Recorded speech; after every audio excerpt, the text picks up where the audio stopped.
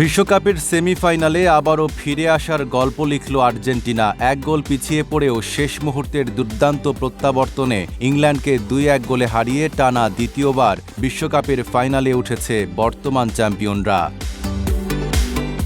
প্রথমার্ধে দুই দলই ছিল সতর্ক। ৪৫ মিনিট কোনো দলই লক্ষ্যে শট রাখতে পারেনি। মাঝমাঠের লড়াই আর একের পর এক ফাউলে গোলশূন্যভাবেই শেষ হয় প্রথমার্ধ। বিরতির পর ৫৫ মিনিটে অ্যান্থনি গর্ডনের গোলে এগিয়ে যায় ইংল্যান্ড। ৬০ বছর পর বিশ্বকাপ ফাইনালে ওঠার স্বপ্ন তখন দেখতে শুরু করে থ্রি লায়ন্সরা। কিন্তু গোলের পরই ম্যাচের নিয়ন্ত্রণ ধীরে ধীরে নিজেদের হাতে নেয় আর্জেন্টিনা। RICL TMX, যুগের পর যুগ স্থাপনা থাকে মজবুত। একের পর এক আক্রমণে ইংল্যান্ডকে চাপে ফেলে লিওনেল স্কালোনির দল। ৮৫ মিনিটে লিওনেল মেসির কর্নার থেকে বল পেয়ে দূরপাল্লার শটে সমতা ফেরান এনজো ফার্নান্দেজ। এরপর ইনজুরি সময়ের দ্বিতীয় মিনিটে মেসির নিখুঁত ক্রস থেকে হেডে জয়সূচক গোল করেন Lautaro Martinez.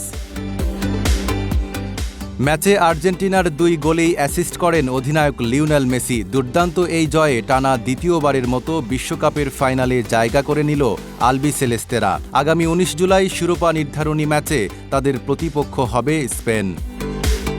Desk report, Dhaka post.